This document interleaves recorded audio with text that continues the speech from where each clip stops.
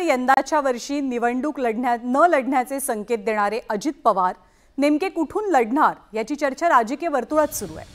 आता अजित पवार शिरूर की खडकवासला या दोनपैकी कोणत्या मतदारसंघातून निवडणूक लढवतील याची चर्चा सुरू आहे। पण खडकवासला हा विधानसभा मतदारसंघ भाजपच्या ताब्यात असल्याने अजित पवारांकडून शिरूरचा पर्याय निवडला जाऊ शकतो असा अंदाज आहे।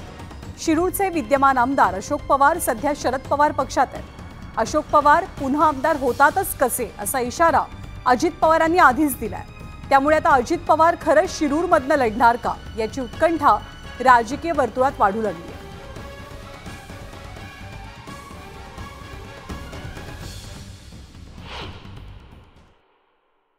साहेबांनी सांगितलं पुढच्या वेळेस तूच मंत्री।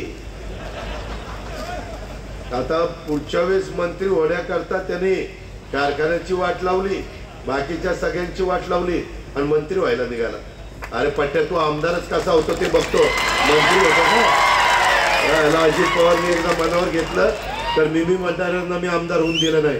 आता मी पण चॅलेंज देतो, तू आमदारच कसा होतो त्याही पद्धतीने बघतो। मी पण लोकांना सांगेन की याची खरी अवकात काय आणि आम्ही काय कामं केली। त्यापैकी तिघांनी समजलं। आता राहिलं जागा मंत्रिमंडळाची।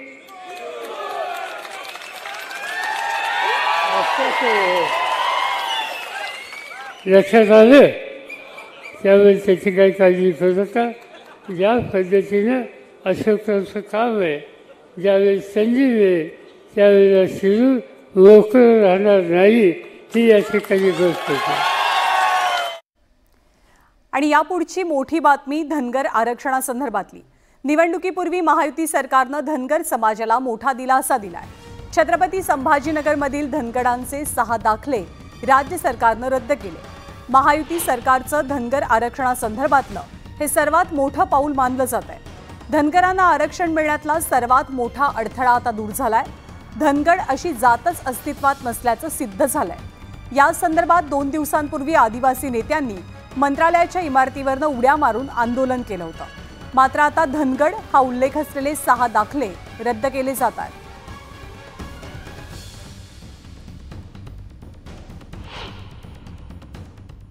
माननीय राज्याचे मुख्यमंत्री एकनाथ शिंदे साहेब, राज्याचे लोकप्रिय उपमुख्यमंत्री देवेंद्र फडणवीस साहेब यांनी निर्णय केला आणि जात पडताळणी समितीला आदेशित केलं की या जे खोटे दाखले दिलेले आहेत त्याच्यावरती तुम्ही तात्काळ निर्णय घ्या, ते बोगस आहेत। आणि मग आज छत्रपती संभाजीनगर जात पडताळणी समितीनं हे 6च्या 6 दाखले रद्द केलेले आहेत, जप्त केलेले आहेत, अवैध ठरवलेले आहेत।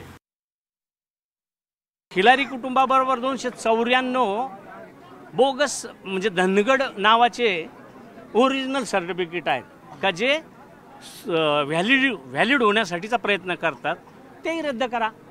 निर्णय घेतला नाही, सामाजिक न्यायाला आता ते मुख्यमंत्र्यांनी अधिकार दिले असतील, कसे दिले ते गेल्यानंतर आम्ही सीएम साहेब जसे त्यांचे आहेत तसे आमचे आहेत। आम्ही साहेबांकडे बसून आणि चर्चा करतोय। उद्याच आम्ही त्याच्यावर चर्चा करू आणि त्याच्यानंतर आम्ही कायदेशीर बाबीनं त्याच्यावर भूमिका घेऊ। आणि विधानसभा निवडणुकीच्या पार्श्वभूमीवर सांगलीतलं राजकीय वातावरण चांगलंच तापलंय। सांगलीमधल्या आजी माजी खासदार यांच्यामध्ये जोरदार वाद पाहायला मिळाला। तासगावमध्ये नगरपालिकेच्या नव्या इमारतीचा उद्घाटन सोहळा सुरू होता। यावेळी विशाल पाटील यांनी केलेल्या एका वक्तव्यावरती संजय काका पाटील यांनी आक्षेप नोंदवला। यावरनं आजी माजी खासदार यांच्यामध्ये जोरदार बाचाबाजी झाली। मग कार्यकर्ते सुद्धा व्यासपीठावर आले आणि जोरदार खडाजंगी पाहायला मिळाली।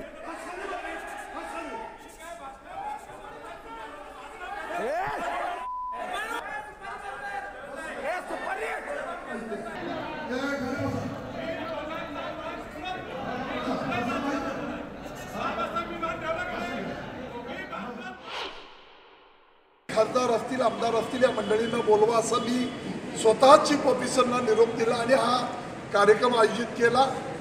पण इथं येऊन सुद्धा पुन्हा त्यांच्या त्या नौटंकी सुरू झाली। मी त्यावेळी काही बोललो नाही। माझं भाषण सुरू झाल्यानंतर मात्र त्या भाषणाच्या दृष्टिकोनातून त्यांनी अडथळे आणण्याचा प्रयत्न चालवला। जशास तसं वागण्याची भूमिका ही आम्ही आता पुन्हा घेतलेली आहे। इकडे रत्नागिरीमध्ये मंत्री उदय सामंत यांना काळे झेंडे दाखवले गेले। भाजपसह हिंदुत्ववादी संघटनांच्या कार्यकर्त्यांनी हे झेंडे दाखवलेले असून रत्नागिरीतील वक्फ बोर्डाच्या कार्यालयाच्या उद्घाटनाला हिंदुत्ववादी संघटनांकडून तीव्र विरोध दर्शवला गेला। तसंच वक्फ बोर्ड कार्यालयाचा उद्घाटन कार्यक्रम रोखण्याचा प्रयत्न झाला। यावेळी पोलिसांचा मोठा बंदोबस्तही तैनात होता।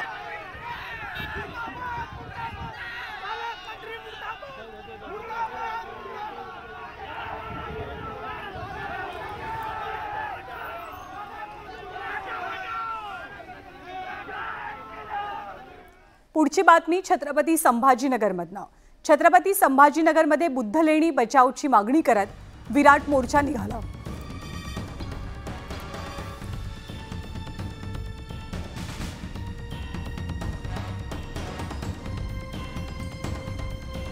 बुद्धलेणीच्या पायथ्याशी असलेल्या विहार आणि विपश्यना केंद्राला 55 वर्षांपेक्षा अधिकचा काळ लोटलाय। या वास्तूचं बांधकाम डॉक्टर बाबासाहेब आंबेडकर मराठवाडा विद्यापीठाच्या जागेवर नाही, तरी सुद्धा ही वास्तू अतिक्रमित असल्याचं सांगत नोटीस बजावली गेली। या नोटिसीमुळे भावना दुखावल्यानं भिग्गू संघ, त्याचबरोबर उपासक आणि आंबेडकरी समुदायाच्या वतीनं क्रांती चौक ते विभागीय आयुक्तालयापर्यंत एल्गार मोर्चा निघालेला।